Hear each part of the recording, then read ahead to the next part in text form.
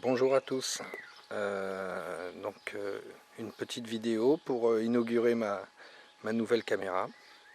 J'espère que les images seront et le son sera bien meilleur que ce que je faisais jusqu'à présent. Voilà, je suis plutôt content. Voilà. S'il y a quelqu'un qui connaît le nom de cette plante, celle-ci là, j'aimerais bien le connaître. C'est courant, je le vois souvent, mais en fait, j'ai pas le nom.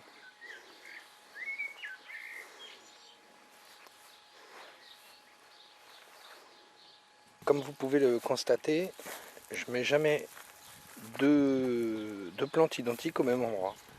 Je mets pas toutes les tomates au même endroit, les pastèques, les melons, tout ça, je sépare tout pour créer la biodiversité, voir comment ça se passe. Et ainsi, quand une limace tombe sur une salade ou un chou, eh ben, elle n'a pas la possibilité de les enchaîner les uns derrière les autres. Alors une petite précision là, parce que je disais que c'était du blé. Alors finalement, moi ce que j'observe là, c'est que j'ai du blé. Voilà. Ça c'est du blé.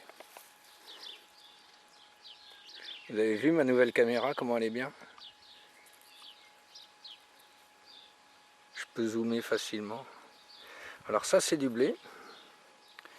Ça c'est de l'orge.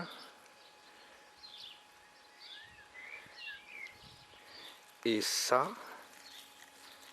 c'est de l'avoine.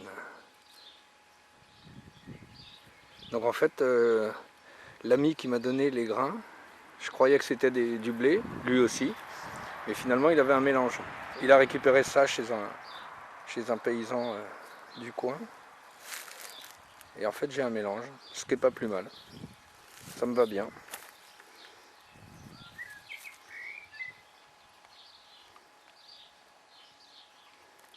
Pensez à une chose quand vous plantez vos tomates, c'est à enterrer une bonne partie de la tige.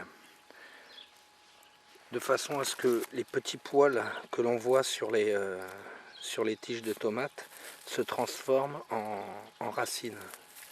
Ça permet à la plante de bien mieux s'enraciner. Regardez, celle-ci, elle est plantée jusqu'au niveau des premières feuilles. Faut pas hésiter à les enlever si besoin. Voilà.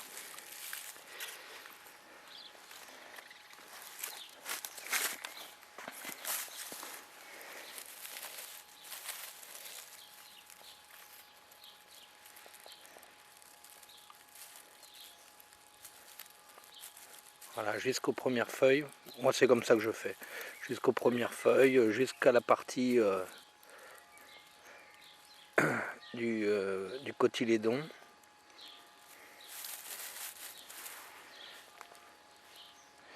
Pareil pour le maïs.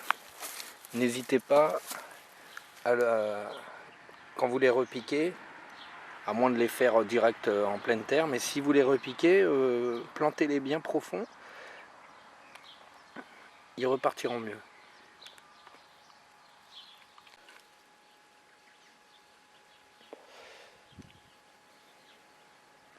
Là le chou, bon, on peut voir qu'il a été quand même mangé un petit peu par des insectes, probablement des escargots. Concernant les escargots, dans ce jardin il y en a énormément. Quand on sort la nuit et qu'il pleut, on ne peut pas faire 3 mètres sans en écraser par inadvertance. Et pourtant ils viennent pas trop dans le potager pour nous manger nos légumes.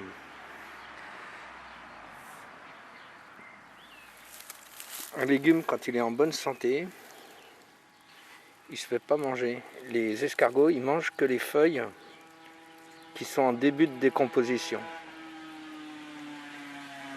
Normalement, s'il n'est pas dans un désert et s'il a suffisamment à manger, il ne va pas venir vous manger vos choux, ni vos salades. Il va éventuellement manger les feuilles extérieures qui sont en début de décomposition. Donc il s'attaque essentiellement aux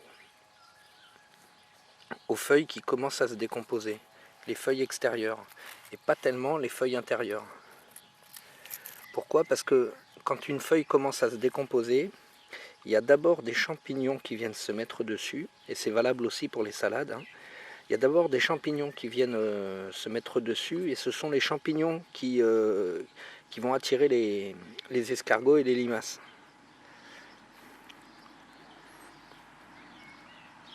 Parce qu'ils ont besoin, ces champignons, de passer dans le système digestif d'une limace ou d'un escargot pour pouvoir se reproduire, pour se disperser et pour se reproduire.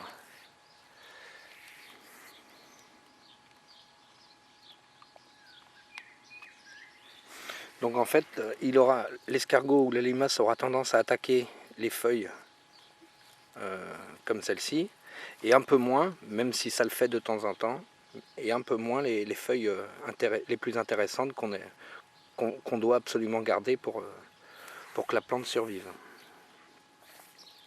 Donc généralement, quand on subit des attaques d'escargots, ça vient du fait que les plantes sont en train de se décomposer, même si elles sont jeunes, et c'est souvent dû à un mauvais état de la plante. Soit ça vient de la terre, souvent aussi on a tendance à planter trop tôt, si bien qu'elle elle est en place, mais il ne fait pas suffisamment chaud, donc elle végète, et elle finit par être attaquée par les champignons.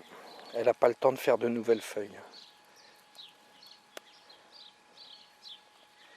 Donc des fois on plante trop tôt, et c'est pas gênant d'attendre mi-mai, voire fin mai pour planter, en fonction de la météo, pour planter les premières tomates, ou enfin, les premiers concombres, tomates, tout ça.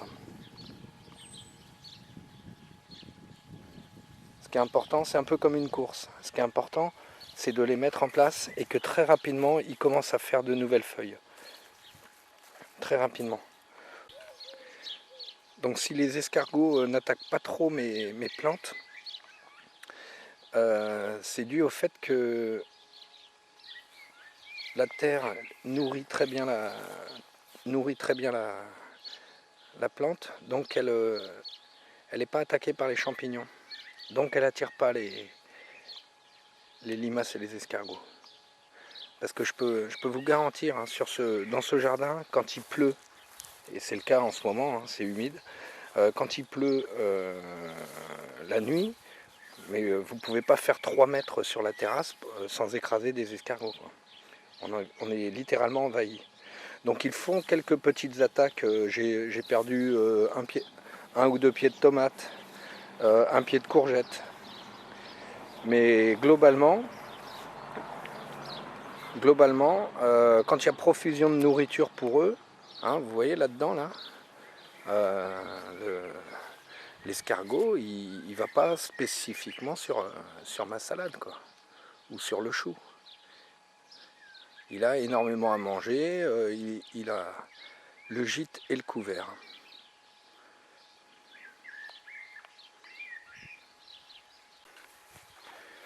Pour lutter correctement et efficacement contre un insecte, contre un champignon, contre même une mauvaise herbe, il faut de la biodiversité.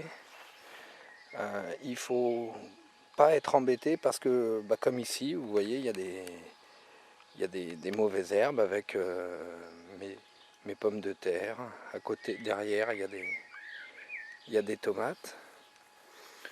Et puis bon, regardez, il y a les mauvaises herbes, elles sont là. Ça ne me dérange pas. Il faut apprendre aussi, il y a une chose qui est importante en permaculture, c'est d'apprendre à lâcher prise. C'est-à-dire laisser faire, accepter.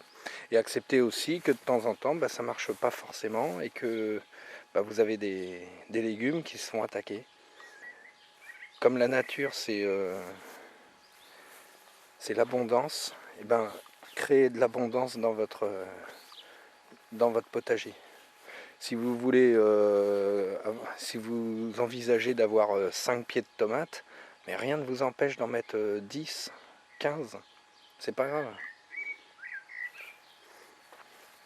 Pareil pour les salades, vous en mettez, vous mettez pas tous les uns à côté des autres, vous éparpillez, vous mettez, vous pouvez même vous permettre de mettre trop près les uns des autres.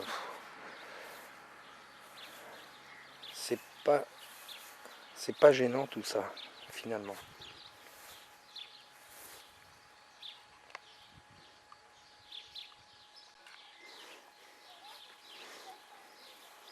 Voilà, encore ce qu'on appelle des mauvaises herbes, avec d'autres mauvaises herbes, avec le blé, l'orge.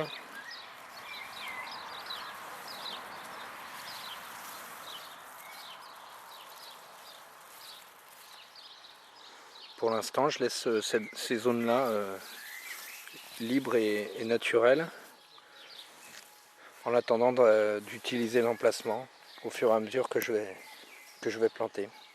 Comme ici, là j'ai coupé, là j'ai coupé et j'ai mis un brocoli. Et ce que j'ai coupé, ben je l'utilise comme paillis dans un premier temps. L'avantage aussi de la biodiversité, d'avoir de tout partout, c'est qu'on attire aussi les prédateurs. Les prédateurs des limaces, les prédateurs des pucerons, de tout ce qui nous embête quand il y en a trop, quoi. C'est important aussi d'avoir des arbres, hein, pour les oiseaux. Moi ici là, dans le jardin, c'est bien parce qu'il y a des fruitiers, il y a un chêne, il y a un grand cerisier. Voilà, il y a des tas qui sont un peu à l'abandon pour toutes sortes de choses. Il y a des tas de bois, il y a des tuiles éparpillées. En fait, c'est bien quand il y a un petit peu de bordel. Ça permet d'abriter toutes sortes de choses qui vont manger ce qu'on considère souvent comme des nuisibles.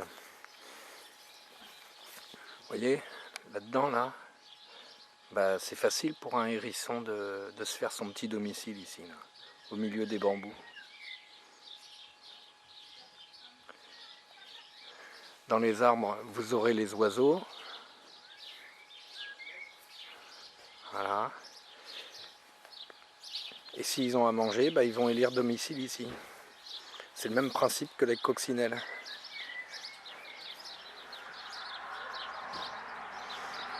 La coccinelle, souvent il y a des gens qui achètent des larves. Le problème, c'est que la larve, une fois qu'elle a mangé les pucerons, elle s'en va. Pourquoi elle s'en va? Parce qu'il n'y a plus de pucerons. Et donc l'année suivante, il faut racheter des larves.